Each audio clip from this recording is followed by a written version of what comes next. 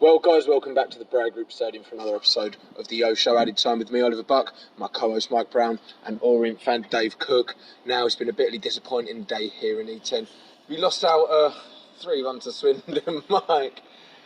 Let's look at it as a game of two halves. I think that first half, it was pretty. Not much went for Orient, shall we say? I think not much game.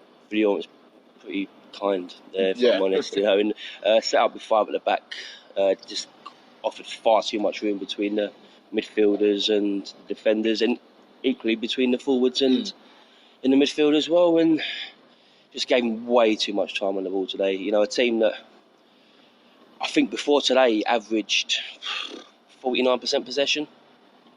Today had 60-odd%, which I think tells everything you really need to know about today's game. Well, no, to be fair though, Mike, you did pick up on that about our shape and the formation, Dave. And in all fairness to Ross, he came out in his post-match interview as well and kind of accepted responsibility and said it wasn't right the way we started the game. No doubt you were very concerned about the amount of possession they had in that first half. Yeah, it was something, I'll be brutally honest, something that I feel I didn't get particularly right today. Felt like the way in which we set us up was going to be able to counteract some of the movements that we knew were obviously going to come into play from them today, but that didn't work out. So I take full responsibility for the way that the first half panned out, and know that, like I say, we knew that at times we were going to be without the ball because they were very comfortable. But I thought that we allowed that to happen on a few occasions in the first half. Would you agree with that, Dave? Do you think it was the shape that kind of? No, I would totally agree that it wasn't the right shape, and we've been seeing it in the last 2 or 3 games, thinking, why is he setting up like this? It's about time that he thought, well, let's just try something different. Which he did in the second half, and the whole game changed. The whole thing was totally different when he brought on Maguire, Drew, and you can see where his headaches come from, though, can't you? It's not easy. You've got easy managing. Yeah. The 3 centre backs. How do you drop one of them? Well, you've just got to, because it's a results based game, isn't it? And we're not getting the results, so you've just got to try different things. And he did second half, and it showed again. So this is the way that Orient can play.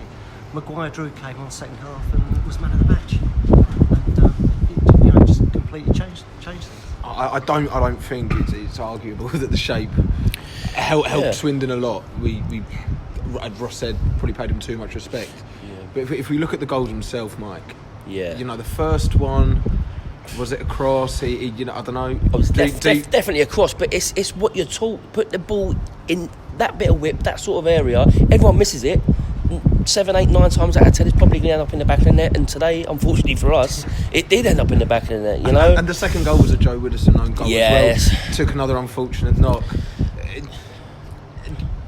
you think it almost didn't go for Orient? Things could have fallen differently. We find ourselves going in at 1-0. Yeah. And it could have been a completely different. It could have been a completely different game, but I'm a firm believer of you make your own luck. But and I don't think we really had the guile per se in the first, especially that first 45 minutes. And after that second, to concede 2 goals right on the stroke of half time was an absolute killer. Going in 1-0, you think, do you know what? Somehow we're still in this game, and we could easily possibly get a point, maybe 3, get a nice little 2-1 win. But the 2 goals right on our time was an absolute sucker punch for the O's. I'll be honest, I don't think it was any less than Swindon deserved. So the 3 goals maybe could have been defended a little bit better. But that would almost be a little bit harsh on Swindon. Let's make no mistake, you're not going to see many better teams this season than Swindon Town. They came here, they look good.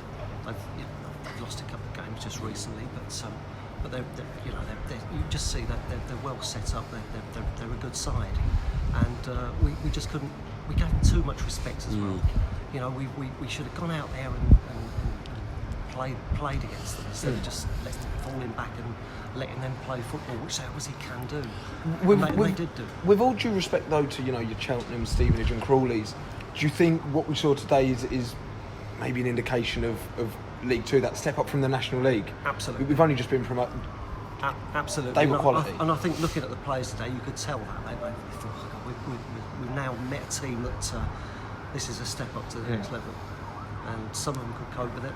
Some of them obviously have got to learn to cope with it, and they will do. They will do. It's a whole new ball game, isn't it? And hopefully, it's not going to take too long before they realise that. And it's.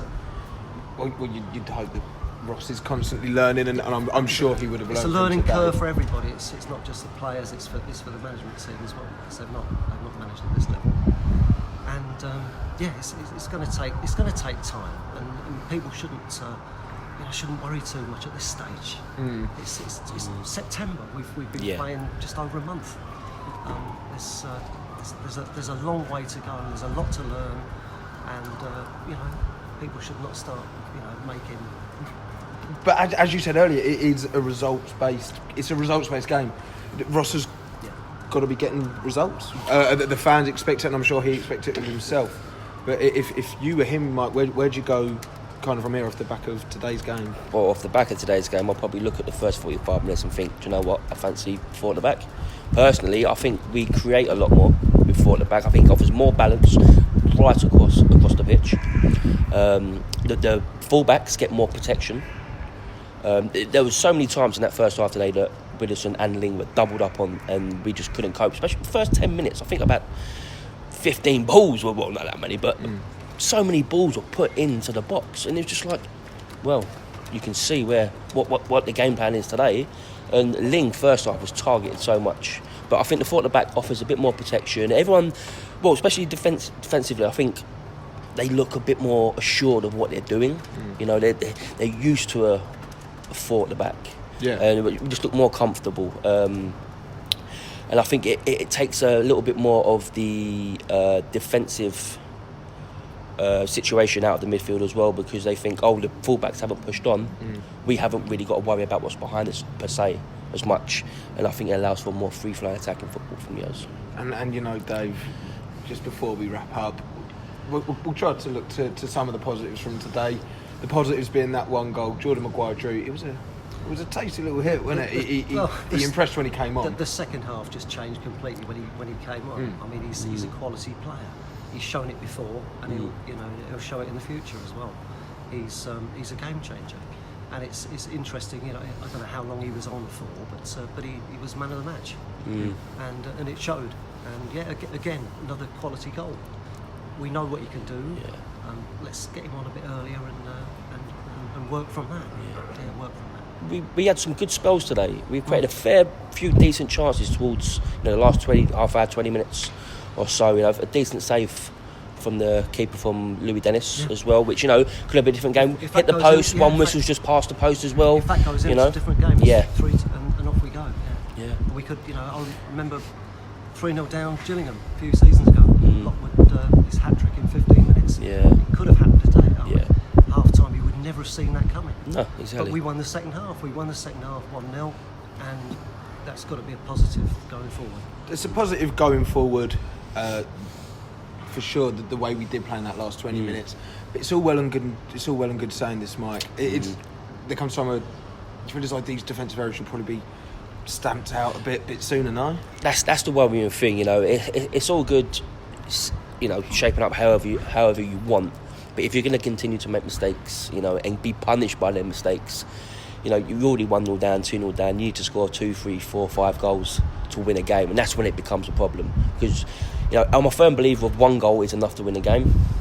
It is. It is. I'm a firm believer of one goal is enough to win a game. One goal, everyone does their job. You win the game 1-0, happy days. But obviously, football doesn't work out like that.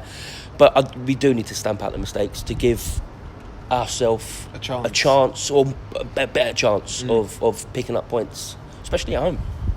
Well, boys, it hasn't really been the most enjoyable of days for any of us, but thank you very much for joining me. It's been a pleasure as always, Mike. Pleasure, Ollie. And Dave, thank you very much for joining us. And now you guys, don't forget, we're back in action here at the Bray Group Stadium on the 17th when we take on Crewe. See you then.